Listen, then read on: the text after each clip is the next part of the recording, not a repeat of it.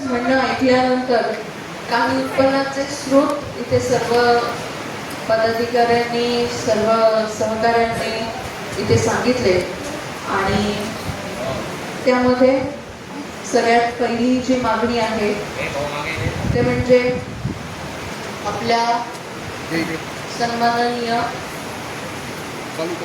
स्वर्गीय अजितदादा यांचा पुतळा जो आपल्याला बांधायचा आहे त्यासाठी जागा निश्चित करून आधी तो बांधला पाहिजे आणि त्यासाठी तरतूद सन्माननीय सभापतींनी धरली आहे.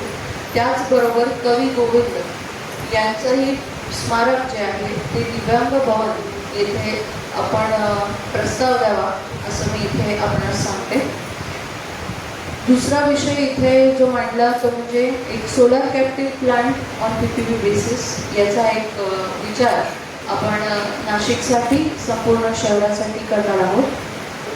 त्याचबरोबर एक गुन्हेगारी आपल्याला जी रेग्युलराईज करून त्याच्यात प्रॉपर्टी टॅक्स लावणं हे अतिशय गरजेचं आहे. छोटी घरं आहेत ज्यांना रेग्युलराईज व्हायचं आहे आणि ज्यांना आपल्याला टॅक्स भरायचा आहे त्यांनी ते करून घ्यावं. इलेक्ट्रिक पोल वायरिंग संदर्भात इथे सगळ्यांनी मांडणी केली आणि त्याच पद्धतीने जो काही ठराव 2020 साली आपण इथे दिलेला आहे त्यानुसार याची कारवाई करण्यात यावी. जाहिरात व परवाने विभाग यामध्ये जास्तीत जास्त उत्पन्नाचे स्रोत आणि अधिकाधिक कुंभमेळ्याच्या पार्श्वभूमीवर नाशिक शहरामध्ये जेवढ्या सगळ्या परवानग्या दिल्या जाणार आहेत त्यात आपण रेट लिस्ट आणि त्यांच्याकडचे जे काही विविध नाविन्यपूर्ण जाहिराती व ह्या विभागाकडनं आपण त्या उत्पन्नाच्या स्रोताचा विचार करण्यात येईल. शाळा गुणवत्ता वाढीसाठी व इन्फ्रास्ट्रक्चरसाठी अधिक निधीची उपलब्धता इथे करण्यात येईल. त्याचप्रमाणे नाविन्यपूर्ण योजनेअंतर्गत BOTचा इथे उल्लेख करण्यात आला. त्यामध्ये आपण त्याची SOP एक इथे सादर करू. शहर वाढीनुसार नवीन हॉकर झोन तयार करणे हे क्रमप्राप्त आहे आणि त्यासाठी सुद्धा हॉकर झोन विकसित करणे व त्याच्यासाठी SOP तयार करणे.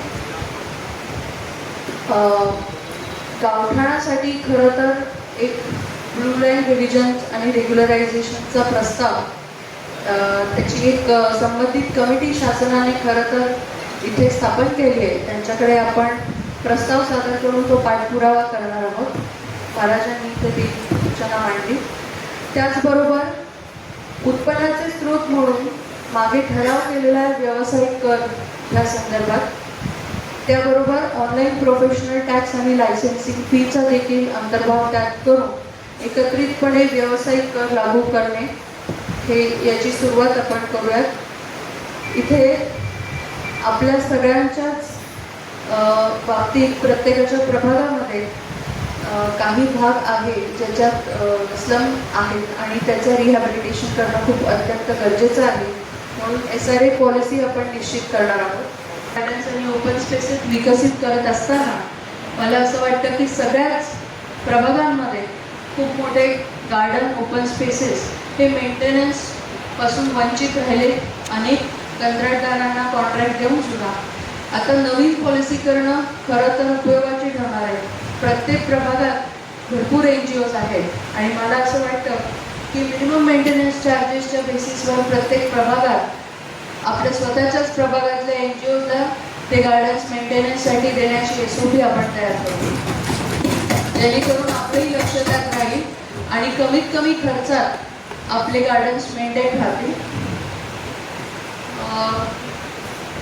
जे काही इथे स्पेसिफिक AR प्रोजेक्ट्स सांगितले गेले मला असं वाटतं प्रत्येक प्रभागामध्ये असे काही प्रोजेक्ट स्पेसिफिक असतील ज्याच्यामध्ये चौकशीची मागणी असेल त्या लोकप्रतिनिधींनी तसं एक पत्र आपण सबमिट करावं आणि त्या बेसिसवर आपण ते करूया.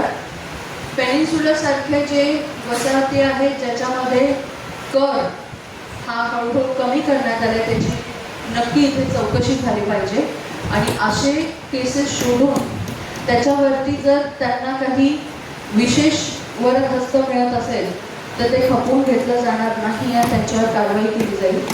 त्याचबरोबर इथे जो उहापोह झालेला आहे की कॉन्ट्रॅक्टर आणि काम करत असताना जे काही जीवितहानी इथे आपल्या नागरिकांची झाली आहे त्याच्यावर कठोर कारवाई होऊन पोलीस यंत्रणेतून त्याचा तपास करून त्याच्यावरती काय जे नोंदणी करायची आहे, गुन्हा नोंदवायचा आहे त्याची कार्यवाही करावी.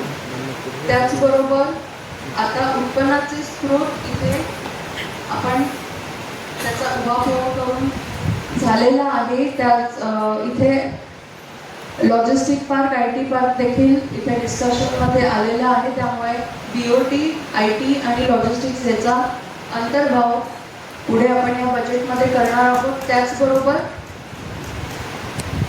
सन्माननीय स्थायी समिती सभापतींनी इथे जे बजेट सादर केले आहे त्यात दुरुस्तीसह मंजुरी देण्यात येत आहे.